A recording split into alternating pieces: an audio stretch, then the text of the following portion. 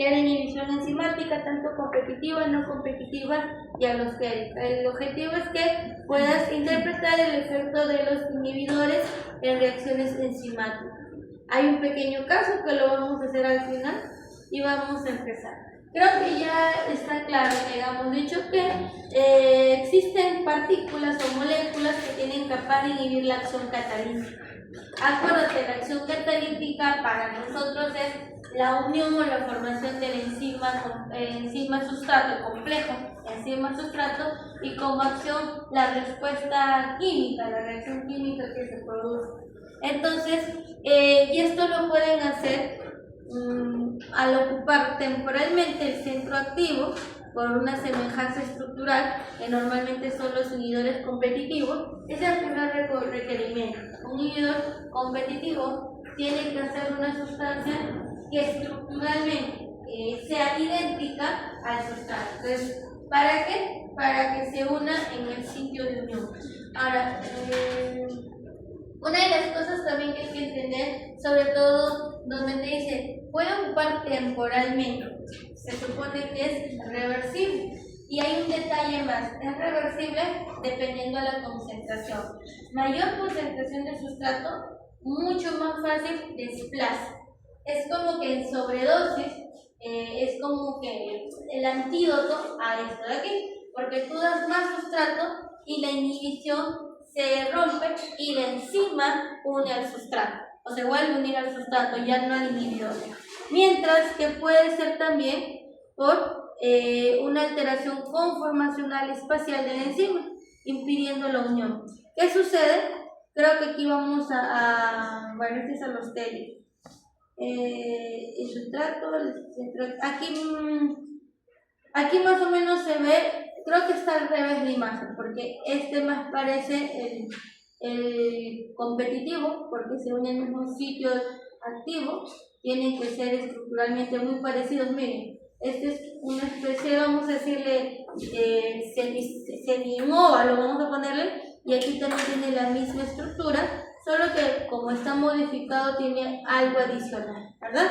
Mientras que en la imagen de aquí, ustedes ven que el inhibidor se va a unir a un sitio diferente al centro activo, y al unirse lo que cambia es que el centro activo se modifique tridimensional, de tal manera que no sea activo para ser reconocido, ¿sí? Y una de las cosas que también hablamos es lo que llamamos inhibición alostérica o activación alostérica, que era lo que estábamos hablando un poco. En ambos casos se van a unir a un lugar diferente al sitio activo. En el caso del inhibidor se une, modifica el centro activo y evita la acción del sustrato. En el caso de la activación se une, modifica, pero no para no reconocer, sino para ser reconocido por el sustrato, ¿sí? ¿Qué es lo que pasa en el ser humano? Esta inhibición alostérica es la que trabajamos nosotros para generar una activación o no de la actividad enzimática. ¿Qué pasó? ¿Tan digo así?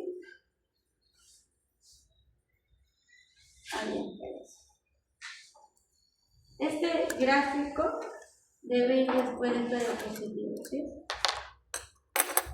Bueno, no me puedo cambiar, creo que no había pero voy a empezar por aquí y regreso. Esta es la siguiente. Para los que tienen en plan de imprimirlo o que van a imprimir, la imagen tiene que ir después de esta para que puedan entender.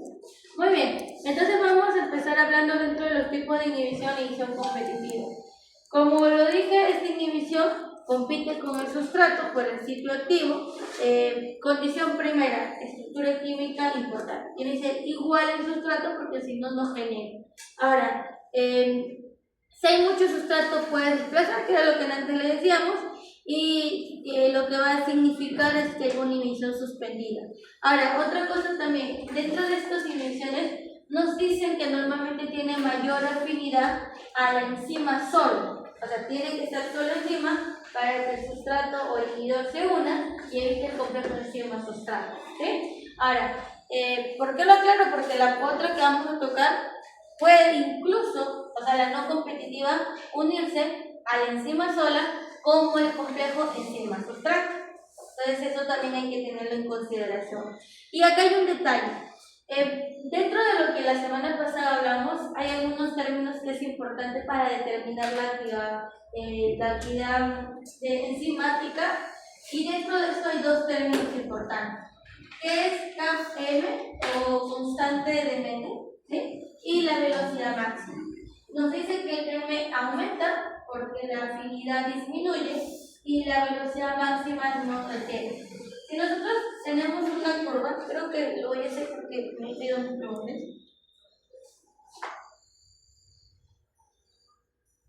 Estas no son las curvas que trabajo. Muy bien. Esta curva que ustedes ven, ay no.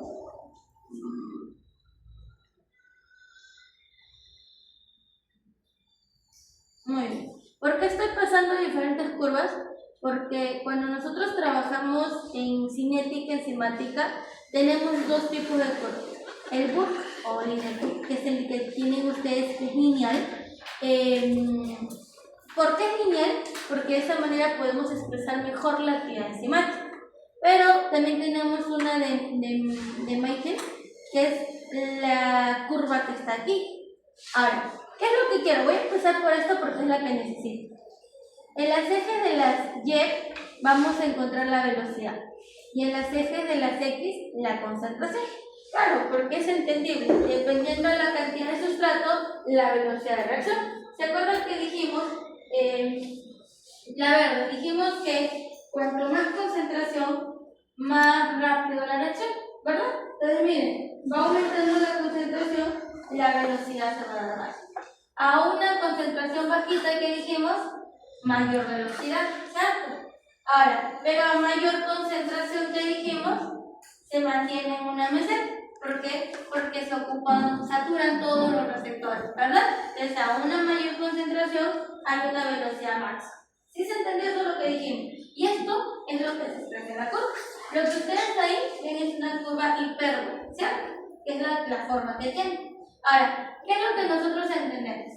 Cuando tenemos un inhibidor competitivo, acuérdate que competitivo es yo tengo o me uno al mismo lugar de sitio activo que el sustrato, ¿sí? Ahora, ¿qué va a suceder?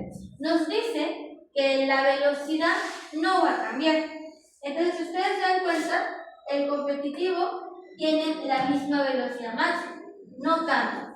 Pero la curva se desplaza hacia la derecha y lo que va a generar es aumentar su Kmax. ¿Qué significa el Kmax? Este de aquí, miren, aumentó la Kmax. Eso significa que no tiene o disminuye la afinidad. Claro, porque es entendible. Si nosotros analizamos cómo está ocupado el sitio de acción, la concentración va a tener que diferenciar la afinidad. Disminuye porque no hay con quién unirse, ¿cierto? Entonces, por eso que esto se desplaza hacia la derecha y va a aumentar y va la velocidad sin alteración. Esto se ve en las curvas de May o de Mean, como le decimos nosotros, ¿sí? Pero en la otra curva,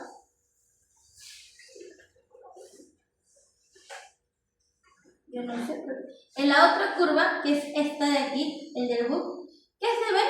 Se ve lo mismo, pero antes de explicarles qué se ve, aquí la diferencia es que como la anterior es hipérbola, hay un punto donde no se llega a ver exactamente la actividad, el aumento de la actividad, porque genera así.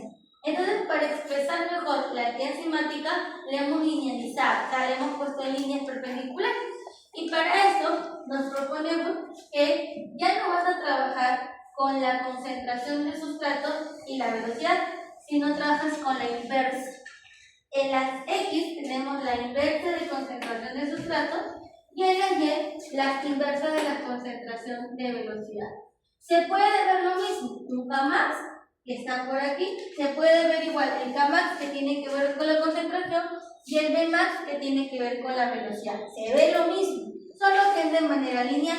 Ahora, ¿qué va a pasar y cómo reconozco yo a una inhibición tanto no competitiva como competitiva? En el caso de la competitiva, nos dice que la parte, digamos, del sustrato no vamos a ver O en la parte de la velocidad, no vamos a ver diferencias, pero en la parte de sustrato, ¿sí? En este caso, el intersecto, porque así le decimos nosotros, se da en qué? De las X, ¿verdad? Mira, el intersecto se da en las ejes de las X. Y aquí también se va a ver en las ejes de las X. Pero lo que es velocidad no cambia. Por eso dice, la Vmax no cambia. No cambia la Km, la afinidad del enzima por sustrato no cambia. O sea, cambia de carácter. este es no competitivo. Tienes razón, dice aquí arriba. ¿Por qué no me han dicho? Aquí está. Ahora sí, ahí se ve. La velocidad máxima no cambia.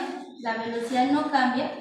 La Km aumenta, ¿sí? La Km aumenta y disminuye la afinidad, que eso es lo que se observa. Y aquí se ve, miren, tienen el mismo, su concentración de sustrato, velocidad es la misma, y aquí el intersecto es en el eje de las Y, porque es donde deben insertarse, de las Y. Y aquí también se ve la imagen, miren, encima, pero quiero que entiendan esto, el inhibidor competitivo se une al enzima libre, no se une al complejo, al enzima libre, y de esa manera genera la inhibición. Mientras que el no competitivo, en este caso son un sitio diferente, cambia la estructura tridimensional y no se puede cambiar a pesar de la concentración de sustrato ómnico, ¿sí? ¿Qué va a pasar aquí? La Kmax no cambia, pero la velocidad máxima sí disminuye. Voy a avanzar aquí mismo, miren. En el verde era el normal y el rojo es no competitivo. La Kmax sigue siendo igual, o sea, tiene la misma afinidad, pero la velocidad disminuye. La curva hipérbola es más pequeña que la curva normal, ¿sí? Entonces, y cuando hablamos del otro tipo, aquí está. La velocidad no cambia, pero la concentración o el Kmax, la velocidad cambia, porque miren, acá está, esta es velocidad, acuérdense, miren dónde está la velocidad, pero la Kmax sigue siendo la misma. ¿Y dónde va a haber el intersecto? En la X. Miren la gran diferencia entre su gráfico. Quiero que entiendan esto porque la práctica de hoy día consta de esto.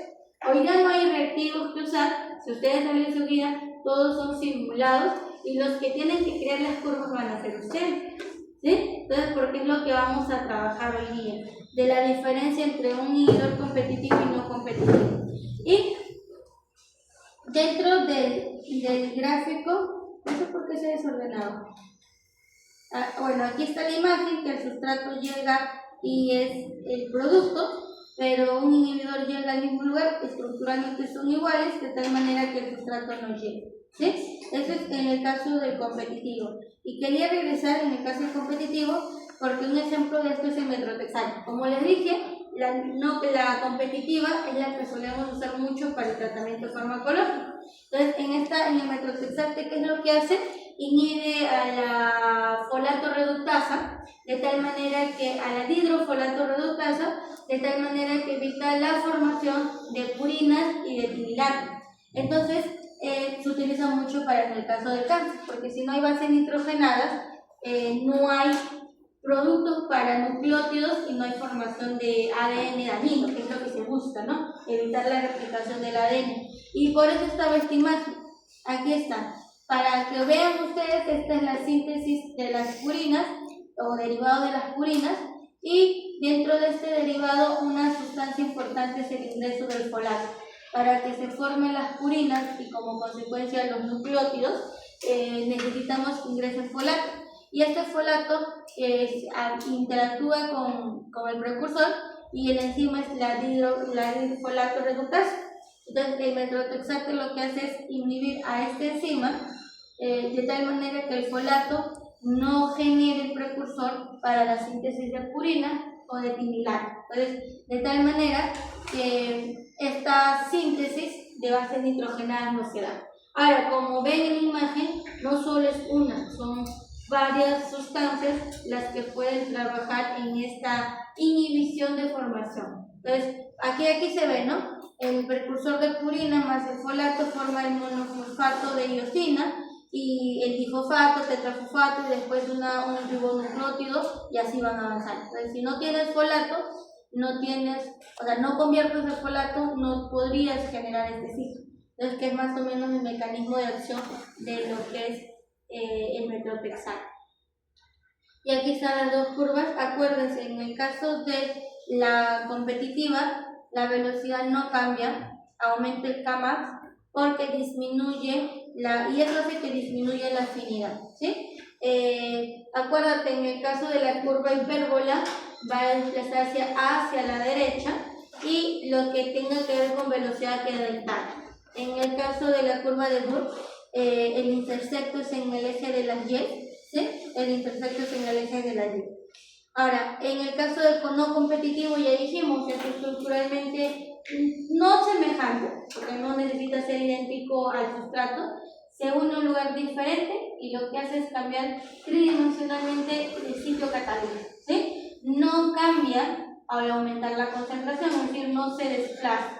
Y dentro de esto vamos a ver que la curva hipérbola, el Kmax no cambia, pero sí la velocidad máxima disminuye. ¿Cómo la curva? Más hacia abajo, ¿sí? En el caso de la curva de Burke, creo que está aquí. El ejemplo, por ejemplo, aquí el ketoconazol que inhibe de forma no competitiva a la CYP3A4 y esto hace que interfiera. No es el mecanismo del ketoconazol. El ketoconazol es un antifúngico, trabaja de diferente manera. Lo que está como ejemplo es que el ketoconazol, como varios fármacos, pueden ser inductores o inhibidores enzimáticos. En este caso, el ketoconazol es un inhibidor enzimático. Lo que hace es decir, y ya no se puede metabolizar otro fármaco. No es el mecanismo de acción, vuelvo a repetir, no es la acción del ketoconazol inhibir eso. Es una situación. Pero, por ejemplo, un ejemplo que ustedes han estudiado para hacer el informe la semana pasada serían los órganos fosforados. Los órganos fosforados inhiben a las acetilcolinesterazas y lo hacen de manera no competitiva, porque no son estructuras parecidas a las acetilcolinesterazas. Son diferentes, se unen al sitio activo, a otro sitio diferente al sitio activo y cambian, ¿sí? Y creo que la imagen de aquí lo pueden ver, ¿no? El inhibidor llega, se une a otro lugar y lo que hace es modificar la estructura catalítica y de esa forma no genera acción. Y aquí está, este es el de Burke. Como les dije, el intersecto es en el eje de la X, ¿sí? La velocidad máxima cambia, no cambia la Kmax y la afinidad no cambia.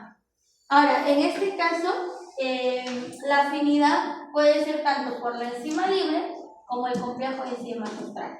Son dos afinidades que podemos trabajar. Y este es un pequeño resumen, ¿no? Dentro de los competitivos, la velocidad máxima no cambia, aumenta el Kmax, disminuye la afinidad, y en el caso no competitivo. Y esta es la imagen que de repente más vamos a ver que en el hipérbolo. Ahora, y lo que llamamos inhibición alostérica, que era lo que un poco estábamos hablando. Dentro de la activación alostérica, dentro de esto de aquí, digamos que es un tipo de regulación donde una molécula inhibidora alostérica se une a un sitio diferente, conocido como sitio alostérico. Esta interacción cambia o provoca un cambio tridimensional en la enzima de tal manera que reduce o bloquea su acción. Ahora, dentro de esta inhibición alostérica puede ser de manera negativa, que reduce la actividad de la enzima, o puede ser de manera positiva, vamos a decirlo así, o una activación alostérica que aumenta la actividad enzimática. Dentro de la inhibición, primero déjenme decirles que aquí no hay tantos cambios ni en el Kmax ni en el demás. O sea, es como que se puede aumentar o se puede disminuir, porque si ustedes leen la literatura no es un patrón. Dice aumenta o disminuye, y aquí en estos dos, como lo hemos subclasificado, van a entender. Si ustedes solo leyeran inhibición alostérica, le van a poner Kmax, aumenta o disminuye. Kmax, aumenta o disminuye como concepto global. Pero en estos ya los hemos dividido. Los que son los que aumentan la actividad, que sería este de aquí, Kmax, pueden disminuir porque vamos a tener una mayor afinidad por el sustrato. Y Vmax puede aumentar, claro, porque hay mayor velocidad de activación. Entonces, puede, o sea, tampoco es que te digo va a haber marcado aumento, puede aumentar y es entendible porque hay mayor acción. Mientras que en el K negativo vamos a tener Kmax, puede aumentar, disminuir o no cambiar. Tengan esto en cuenta, dependiendo de que si el cambio conformacional afecta o no al sitio de sustrato. No se confundan, La acción es bloqueo el sitio alostérico y evito la acción. No necesariamente hay una conformación como completa del sitio catalítico. Y el Vmax normalmente disminuye porque la enzima no alcanza su velocidad máxima. ¿Sí? Ahora, por eso les digo, en esta no es un patrón constante, sino depende de qué hace el inhibidor. O aumenta o disminuye la acción de la enzima catalítica. Y dependiendo de eso, los parámetros que pueden hacer. Y aquí viene que casi siempre este tipo de inhibición ya no se da en forma de hipérbola, sino se da en forma de curvas simoideas, que es una parte importante dentro del trabajo. Y acá, por ejemplo, ¿quiénes son? Aquí tenemos a casi todas las enzimas del cuerpo. Por ejemplo, la fosfofructoquinasa 1, que es la que va a convertir la glucosa 6-fosfato en fructosa 6-fosfato. Otro ejemplo, por ejemplo, el carbomoifosfato sintetasa, que trabaja a nivel del ciclo de la urea. Su activador es el N-acetilglutamato. Si no hay este, tampoco trabaja esta enzima. Hay que tener esto en cuenta, ¿no? Y normalmente se une a un sitio catalítico. Esto hace que aumente la afinidad. Y aquí están los ejemplos tanto de inhibición como activación alostérica. Y aquí ven su curva diferente, miren, ¿ven? Y es más simoidea. Que es esta de aquí, sí, pero es como una S. ¿Sí? Claro, no es una S bien marcada, pero es un estilo simoideo. Mientras que el naranja, que es el control, es una curva hipérbola. En el caso del alosterismo, tiene una curva simoidea, que es la que nosotros distinguimos. Ahora, en el caso de la inhibición de la actividad enzimática, ¿no? También debemos recordar que hay algunas enzimas que requieren de iones para trabajar justamente. Pero hay en algunos casos que, por ejemplo, en el caso del cianuro, es un potente inhibidor de la enzima que contiene sobre todo hierro, y en el caso del fluoruro, normalmente son las que requieren calcio y magnesio. Esto es como para ayudarnos un poquito, ¿no? Normalmente el cianuro bloquea todo lo que tenga hierro, todo. Y esos son los ejemplos muy claros de lo que es el complejo de piridol. Todo lo que tenga piridol con cobre, con hierro, se puede inhibir. Citocromos, por ejemplo, citocromo C, que podemos trabajar. Y en el caso del fluoruro, tiene que ver con las enzimas de calcio y de magnesio. Ahora, hay una cosa importante y gracias a la inhibición alostérica, que es la red inhibición, que normalmente un producto final de una ruta inhibe la actividad de las enzimas o de las primeras enzimas de la primera parte de la ruta, y con ello se va, digamos, a conseguir evitar la formación de un exceso. El producto final, por ejemplo, en el caso de la glucólisis, imaginemos que este glucosa 6-fosfato, fructosa y 1, 2, 3, y lo que se termina es en piruvato. Si hay mucho piruvato, la enzima de aquí, que serían las iniciales, como por ejemplo la fructosa 6-fosfato, se inhibe.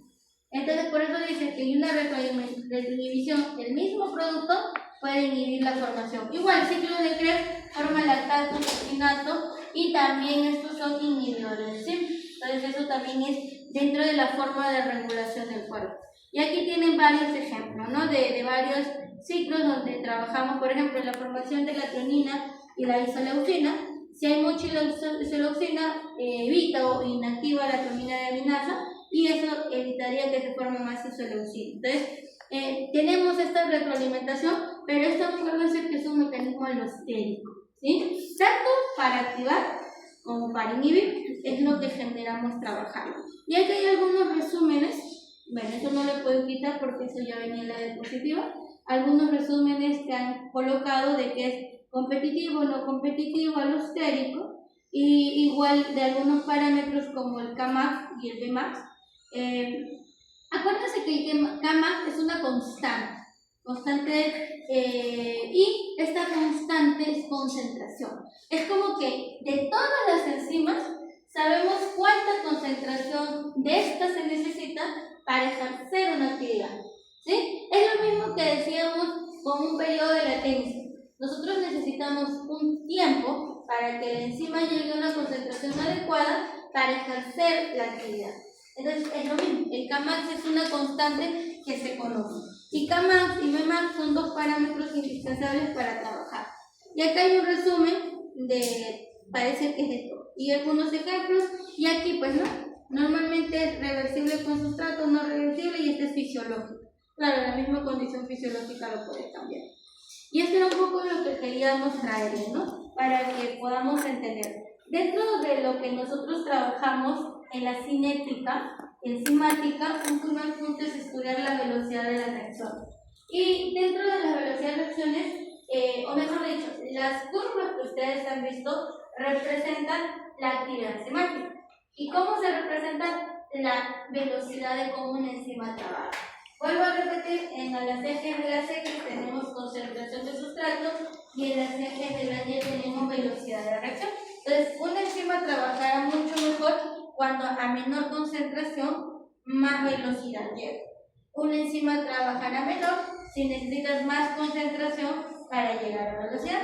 Y justamente aquí vemos, ¿no? La constante, el Kmax, por decirlo así, o el Km en realidad, es dependiendo, ¿no? La concentración mínima que se requiere para generar activación, sobre todo para llegar por lo menos a la mitad de la velocidad, porque siempre hay un punto de velocidad máxima.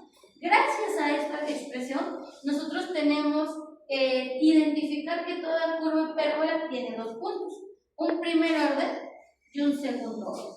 Normalmente, el primer orden es cuando estamos empezando, cuando la concentración inicial es mucho menor a la Kmax. Mientras que el orden cero, que así se llama este de aquí, es cuando tú llegas a la velocidad máxima. ¿Y por qué se le dice primer orden? Porque aquí depende de concentración. Orden cero ya no depende de concentración, sino es una constante de M0. Entonces, ¿qué es lo que nosotros vamos a ver? Toda curva hipérbola tiene esto, de primer orden y de segundo orden. Y se puede expresar mejor esas curvas de primer y segundo orden cuando la lineas. Por eso te líneas y genera mejor la expresión de primer y segundo orden. Y aquí creo que nos dice, ¿no? En el caso del primer orden, justo esto, para los valores bajos de concentración, la velocidad inicial aumenta en forma directamente proporcional a la concentración. En este sentido, cada vez más moléculas de sustrato forman el complejo enzima-sustrato, que tiene que ver primero de concentración, acuérdense. Mientras que a una determinada concentración, todas las moléculas del sustrato están formando enzimas complejos, como que saturan. Entonces, la velocidad inicial se hace independiente de la concentración. A esto se le llama reacción de orden cero, ¿sí? O cinética de orden cero, y alcanza la velocidad máxima, ¿sí? Acuérdense ese detalle, que es al final lo que también nosotros vemos en el comportamiento de la enzima. Ahora, aumentando la concentración no aumenta la velocidad porque todas las moléculas de enzima están saturadas con el sustrato. Pero también lo que dijimos, o sea, hay que entender que es un factor importante, tanto concentración de enzima como concentración de sustrato. Uno piensa que aumentando concentración de sustrato más producto vas a obtener, siempre y cuando sea proporcional a la enzima. Si no es así, se van a ocupar todos, y al ocuparse todas ya no ejercen actividad catalítica, ¿sí? Ahora, y esto era lo que les traje después porque al final esto no estaba en la diapositiva ni en el contenido, sino que sí era importante que lo conocieran. La ecuación, yo le digo MEN porque es más fácil, pero Michael nos dice que primero es el algoritmo de la curva experimental. Normalmente en esta la velocidad inicial es la velocidad instantánea o aceleración a tiempo cero según la cantidad de enzimas. Y aquí es donde gracias a él tenemos la constante. La constante es una constante para cada enzima con un determinado sustrato en condiciones de pH y temperatura fija. Es decir, cada enzima tiene una cantidad de sustrato mínimo o necesario para empezar a activar catalítica. Y esto va a variar en temperatura y en pH. Entonces, nosotros de todas las enzimas que hasta el día de hoy se conocen, sabemos cuánto es su Kmax o su constante M, porque es Km, necesario para trabajar. Pero esto puede variar por temperatura y pH. Creo que en las siguientes imágenes les he traído. Pero en esta ecuación podemos hallar la velocidad inicial es igual a la velocidad máxima por concentración de sustrato entre el Km más la concentración del sustrato. Y gracias a él se propuso la ecuación de la velocidad. Se puede saber con exactitud cómo trabajan las enzimas. Y mira, esto también lo dice, que cuando tú tienes una enzima y un sustrato, necesitas una constante para formar enzima sustrato, pero también necesitas una constante inversa para disociar. ¿Qué te está diciendo? Que no porque se forme el complejo enzima sustrato se pueda formar el producto. Si no existe la energía o la constante, esta puede regresar. Y también para formar enzima sustrato y formar un enzima producto tenemos una constante 2, una cierta cantidad 2. Ahora, y por eso dice, el complejo enzima sustrato se encuentra en estacionario cuando la cantidad de la enzima inicial es igual a la cantidad o concentración de enzima más la concentración de sustrato, que es enzima sustrato, disculpen, que sería una constante. Es lo que nosotros tenemos. Y aquí dice, mira, bajo condiciones de saturación, todas las enzimas intervienen en la formación del complejo. Cuando todas las enzimas se encuentran en forma de complejo, la velocidad de reacción es la velocidad máxima posible. Es lo que al menos hemos podido entender. Y aquí tienen ustedes la curva. Esta es otra vez vuelvo a decir, es una curva hipérbola, acuérdense. ¿Qué parámetros pueden ver? El Km, la cantidad de sustrato, la velocidad máxima entre 2, que es la velocidad máxima media, la cantidad o la velocidad que llega a mitades de concentración, y la velocidad máxima, ¿no? Y esto es en realidad la fórmula global, el V0, ¿cuándo es la velocidad 0? Pero también puedes tener algunos parámetros importantes, ¿no? Que es el análisis que tenemos aquí. Y aquí se los he puesto para que no se olviden que es Km, constante para cada enzima, acuérdense, ¿sí? También es una constante para cada enzima, el Vmax, la unidad de enzima, y aquí específica, que son algunos términos que trabajamos. Y aquí está pues la actividad, los parámetros, ¿no? Tenemos, digamos, 3 enzimas o 3 concentraciones en realidad diferentes, y vamos a ver que el Km es como que se mantiene constante porque al final tenemos la misma enzima, pero la reacción o la velocidad tiende a cambiar. Entonces, la Km es inversamente proporcional con la actividad enzimática. Acuérdense eso. El valor de Km grande, baja actividad enzimática. Km pequeño, alta actividad. Entiendan, Km también tiene que ver con la afinidad. Es entendible. Acuérdense lo que hablamos en la clase pasada. Para que una enzima se una con sustrato, si bien es cierto explicarse específicamente en el ciclo activo, pero para que esto se dé, las enzimas tienen que tener 2 propiedades, afinidad y selectividad. A esta afinidad, por interactuar con sus residuos aminoácidos y formar enlaces covalentes, ¿de acuerdo? ¿En qué tipo de enlace era? No covalente, no covalente. Entonces, para formar, a eso le llamamos afinidad. Pero selectividad es esa capacidad de discriminar otros sustratos menos altos. Acuérdense, las enzimas tienen que tener afinidad y selectividad para generar el complejo enzima-sustrato. Creo que la otra semana tomo el examen al último, ¿no? Porque creo que no han quedado tristes por el examen, que ya ni caso me hace. Hoy ya veo la gran mayoría no diciéndome no sé qué hablar.